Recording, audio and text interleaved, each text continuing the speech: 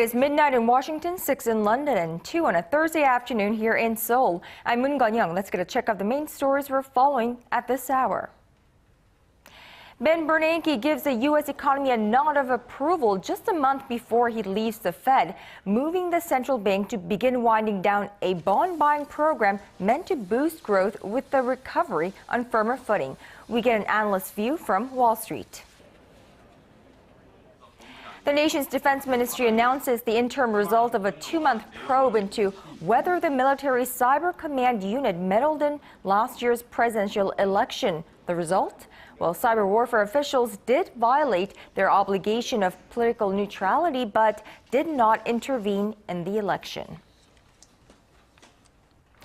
And it's been 1 year since the Korean people voted to put President Park Geun-hye into the nation's top office. We'll take a look at what she did well and where there is room for improvement.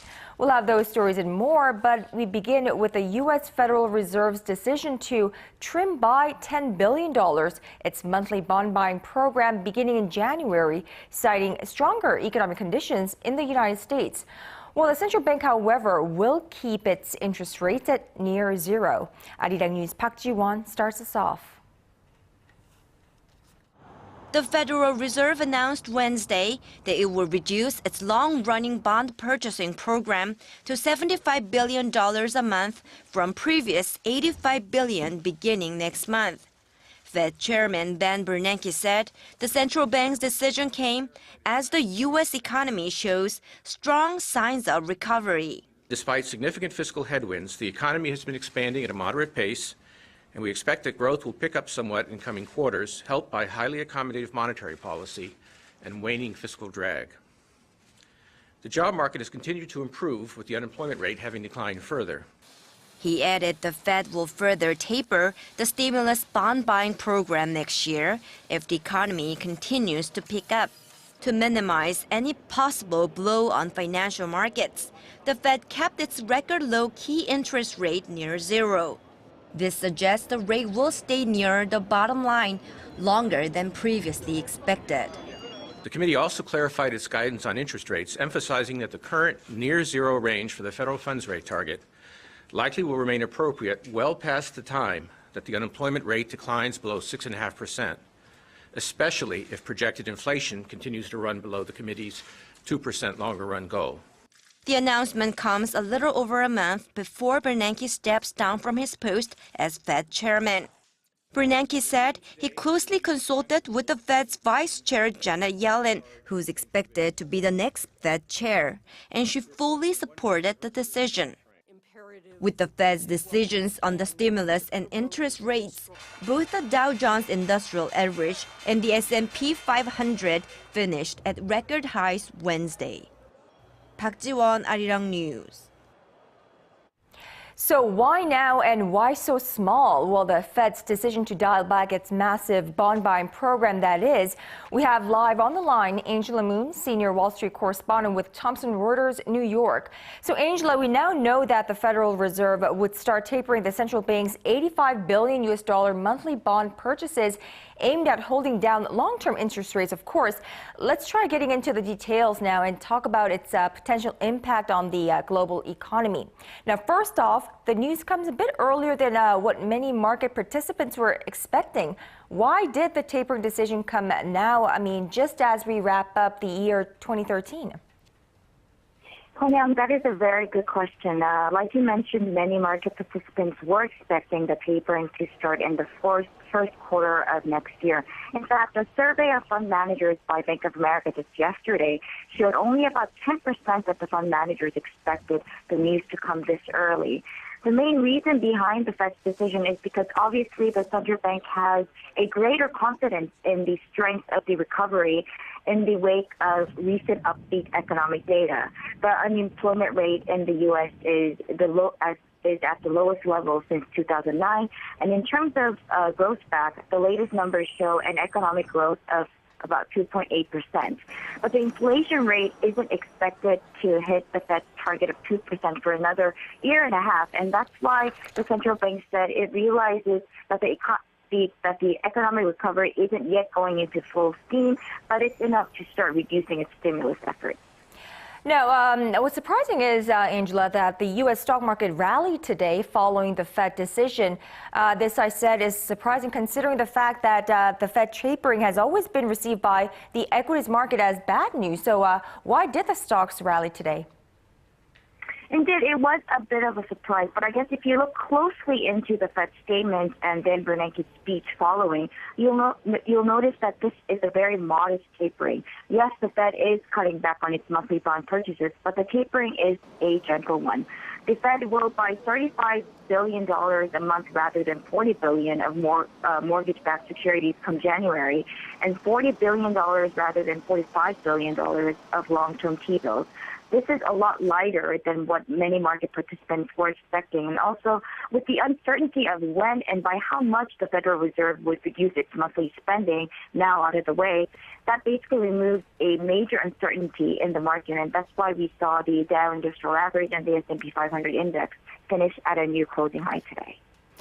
So I suppose the focus now is how other central banks around the globe will react to this. Now, will this decision impact other central banks in their policy decision making? Well, during his press conference after the Fed statement, then Bernanke said, quote, "I hope when other central banks do review the Fed, that they rely on the expertise and highly qualified individuals who know the ins and outs of central banking and monetary policy, which are not a simple matter." But many market participants expect that other central banks around the world will follow the footsteps of the U.S. Fed and start to really consider their exit plans for their own stimulus efforts.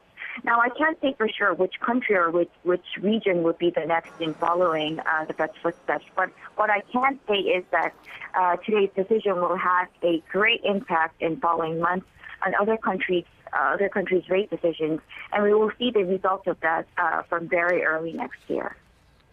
All right, thank you for that insight, Angela. That was Angela Moon, senior correspondent at Thomson Reuters, connecting with us live from New York.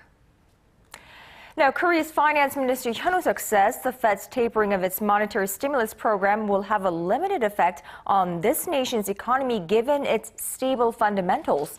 Speaking at a meeting of economy-related ministers on this Thursday, Hyun also said the markets have already adjusted to the prospect of the stimulus rollback, removing most of the remaining uncertainty surrounding the decision. Now, he did warn, however, that international capital outflows could increase the level of market volatility in the short run and vowed to respond with a contingency plan to counter any kind of market instability. And Seoul shares joined global markets in gaining back previous losses in early trading on this Thursday after U.S. Fed announced it would start to unwind its stimulus program. Well, as of 1:30 p.m. Korea time, the benchmark Kospi was trading flat at 1974, while the tech-heavy Kosdaq was down by 0.3%. On the foreign exchange counter, the Korean currency was trading weaker against the greenback at roughly 1,061 won. All of the day's important events. Events close to home, around the world. Second half last, figure out what winners. The arts and culture scene and the heart of global business. Experts added that ARIRANG News has your whole day covered. the legislature will convene a plenary session this Wednesday and vote on the government restructuring. Well, North Korea seems to be focusing on economic matters after executing leader Kim Jong-un's uncle and the country's second most powerful man, Chang Song-taek. A fourth round of inter-Korean discussions is currently underway at the jointly run Kaesong Industrial Complex, and a delegation of foreign officials is expected to visit the business park later this afternoon. ARIRANG News Unification Ministry correspondent Hwang Sung-hee reports. The two Koreas met on Thursday for the first time since the North executed its second-in-command and key economic policymaker Chang Song-taek last week. It's the fourth round of inter-Korean discussions on the management of their jointly run Kaesong Industrial Complex. On the agenda is easing the commute and custom procedures for South Korean workers crossing the border to the north, as well as allowing the use of the internet and mobile phones within the complex. Another key issue will be attracting foreign investors. On the same day, North Korea will welcome a delegation of foreign officials from the Group of 20 Nations to the joint business park. The South Korean government expects the tour to be the first step in globalizing the complex, which is regarded as the last remaining symbol of economic cooperation between the two Koreas. Experts say Thursday's inter-Korean talks and visit by the G20 delegation will offer a glimpse at North Korea's economic policy and where the joint factory zone stands after Chang's execution. As the country's key economic policymaker, Chang had been in charge of a handful of economic cooperation projects. Meanwhile, former NBA star Dennis Rodman is set to visit Pyongyang for the third time this year. Experts say if Rodman meets with his North Korean friend Kim Jong-un again, it will signal the regime remains stable, at least for now. Hwang Sang-hee, ARIRANG News. Now, speculation is rife that a close aide of North Korean leader Kim Jong-un's executed uncle is now in China seeking asylum and undergoing questioning by South Korean authorities. Seoul-based news broadcaster YTN reports South Korean authorities are now questioning the unidentified aide in Beijing, focusing on secret expenditures made by Kim Jong-un and his late father, Kim Jong-il. The aide is known to have been in charge of attracting foreign investment and managing the finances of the Workers' Party of North Korea. Well, he's also expected to be questioned about the details of Chang Song-taek's purging. He reportedly fled to China sometime between late September and early October in fear of the North Korean government's tightening grip on Chang's close confidants. The South Korean government says there is no truth in the YTN report. The South Korean Defense Ministry has announced the interim results of its investigation into allegations the military intervened in last year's presidential election. Well, it turns out the military did post a massive number of political comments online, but was not aiming to influence the election. Our Han Da-eun explains.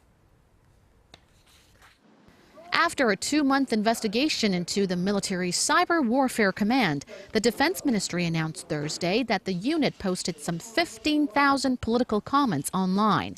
About 2,000 of the comments named specific political parties or politicians. The military explained, however, that the comments targeted North Korea and others seen as a threat to national security and were part of a larger strategy that was not aimed at influencing last year's presidential election.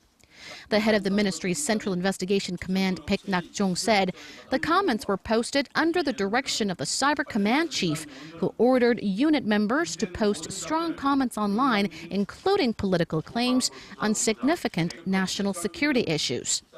Those include North Korea's sinking of the South Korean warship Cheonan and allegations that late President Roh Moo-hyun conceded the northern limit line during his 2007 summit with then North Korean leader Kim Jong-il. Officials added the unit was not related to the National Intelligence Service in any way. The Cyber Command Chief has been stripped of his post, while 10 members of the unit have been indicted for posting more political comments than others. Immediately following the announcement, Democratic Party members of the Parliament's National Defense Committee released a statement saying the results of the probe are unacceptable and demanded an independent investigation into the case. The party claims that it was a target of the Cyber Command Unit's smear campaign and that it hurt their candidates' chances in last year's election. Pundits say the military has left room for controversy as questions remain about how the political comments they posted differ from an organized smear campaign. Han Da-eun, ARIRANG News. Now, the presidential office of Cheongwade is touting the achievements of the Park Geun-hye administration on the anniversary of her first year of being elected. Our Kim Ji-yeon gives us an overview of the high points. Marking President Park Geun-hye's first anniversary of her election win on this Thursday, the presidential office of Cheongwade has hailed her achievements, saying her successes have paved the way for the next 4 years of her term. Senior Presidential Press Secretary Lee Jung-yeon says the administration has focused on policies designed to improve people's livelihoods and made strides on the diplomatic front and denied accusations that the president lacks communication with the people. For diplomatic achievements, the press secretary cited the normalization of the inner Korean industrial complex at the border town of Kaesong and the Korean government's timely announcement of its new air defense zone without causing major diplomatic frictions. He noted that Seoul has made clear that North Korea can't win any concessions by playing up threats or staging provocations against the South, and that any progress in inter-Korean relations will have to be based on mutual trust. On the question of the Korea Air Defense Identification Zone, Lee says the Korean government averted potentially acute diplomatic rows with neighboring countries by actively engaging in dialogue with leaders of nations interested in the matter to explain the situation around the Korean peninsula and Seoul's needs to introduce such airspace. The rival parties, however, blamed each other for the past year of political deadlock. The main opposition Democratic Party accused President Park of failing to show political leadership to unite the nation divided by controversies over a proposed overhaul of the nation's spy agency, which allegedly meddled in last year's election. The ruling Century Party, for its part, held the opposition responsible for creating months-long standoff by questioning the legitimacy of President Park's election win. Kim Ji-yeon, ARIRANG News. Meanwhile, a handwritten poster is spreading across college campuses here in Korea with a very simple question: how are you? Well, students are overwhelmingly answering not very well, in a sign of the stresses and strains Korea's youth are under as they face an uncertain future. Our Song Ji-sun reports.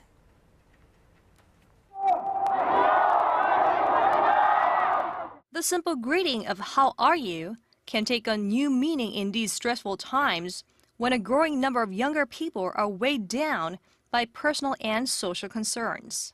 Putting up these large handwritten posters, or daejabo, on college billboards was considered a thing of the past when students asked for changes in the 80s and 90s. And this one poster of "how are you" in 2013 became a catalyst asking students to take part and speak up for the society. More than 100 other posters answering the questions have been posted next to the original one and at other campuses around the country. The overwhelming answer in the week since a business student first posted this daejabo has been "no, we're definitely not fine." Ju Hyun-woo, the person who posted the original, says the younger generation must be aware of the gravity of the current controversies in the nation, from striking railway union workers to the privatization of other state-run institutions. It wasn't about me. I myself am struggling to get a job, and so are all of you students on campus. But we should make moves as one to change our situation. Stronger than an SNS post and more moving than a video, the message was delivered directly to 20-somethings. I think it is more touching reading the message, as each letter is handwritten. It's more effective than asking us to join protests or to take part in aggressive tactics. I think that's why it's garnered such a reaction from us students. Students are being pushed to endless competition and toward failure. They had no time to spare for these thoughts before, but this poster has given them a chance to reflect on their lives. High school students also joined the movement, with some schools banning such posters citing educational reasons. A Democratic Party lawmaker also put up a poster at the National Assembly saying he regrets the current legislative deadlock and the lack of communication throughout politics. Song Ji-sun, ARIRANG News. Now, South Sudan appears to be on the verge of a civil war after up to 500 people were killed in days of fighting between rival factions within the Presidential Guard.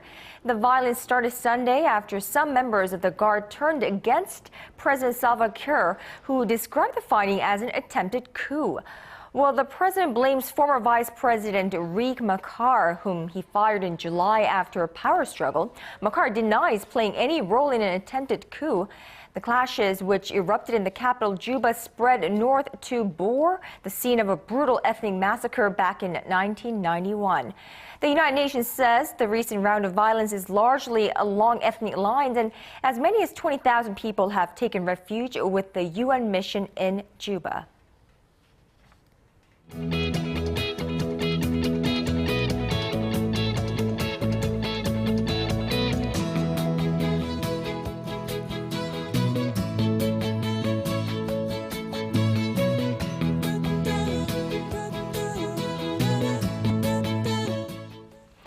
It is a rather chilly day here in Seoul, but here now is a look at the weather conditions in your neck of the woods.